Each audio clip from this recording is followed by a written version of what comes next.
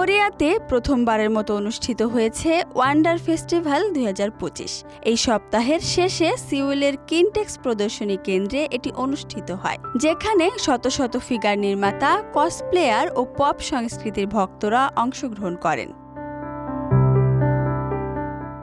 Video ফুটেজে দেখা যায় অসংখ্য উৎসুক অংশগ্রহণকারী ফিগার স্টলগুলোর চারপাশে ঘুরে বেড়াচ্ছেন আর মুগ্ধ হয়ে শিল্পকর্ম দেখছেন। কেউ কেউ রঙিন ও উজ্জ্বল পোশাকে সেজে থাকা কসপ্লেয়ারদের সঙ্গে ছবি তুলছেন। অনেকে আবার ভার্চুয়াল আইডল শোতে অংশ নিয়ে প্রিয় চরিত্রের সঙ্গে সরাসরি যোগাযোগ করার চেষ্টা করছিলেন।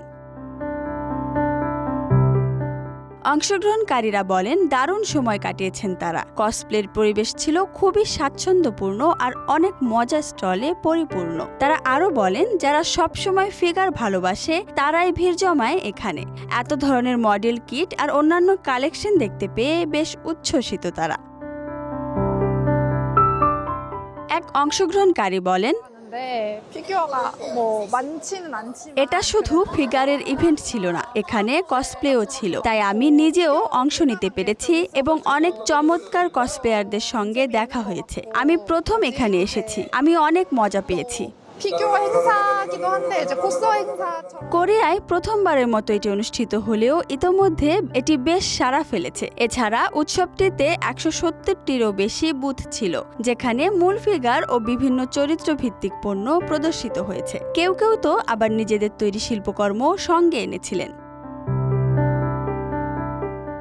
এখানে ভাস্কর্য, 3D প্রিন্টেড কাজ সহ আরও অনেক শিল্পকর্ম প্রদর্শনের জন্য আনা হয়। অনেকে ইউভি রেজিন ব্যবহার করে মডেল তৈরি করে এনেছেন। প্রিন্টারের নিচ থেকে অতিবেগুনি আলো দিয়ে স্তর ধরে রোজিন শক্ত করে ফিগার তৈরি করে এনেছেন তারা। বিশ্বের সবচেয়ে বড় ফিগার উৎসব হিসেবে পরিচিত ওয়ান্ডার ফেস্টিভ্যালের যাত্রা শুরু হয় 1984 সালে জাপানে। সময়ের সঙ্গে সঙ্গে এটি জাপানের সীমা ছাড়িয়ে চীনের বেইজিং, থাইল্যান্ডের ব্যাংকক সহ এশিয়ার অনেক শহরে বিস্তৃত হয়েছে। এবার কোরিয়াতেও তার ঝলক দেখা গেল। Desk report, Dhaka express.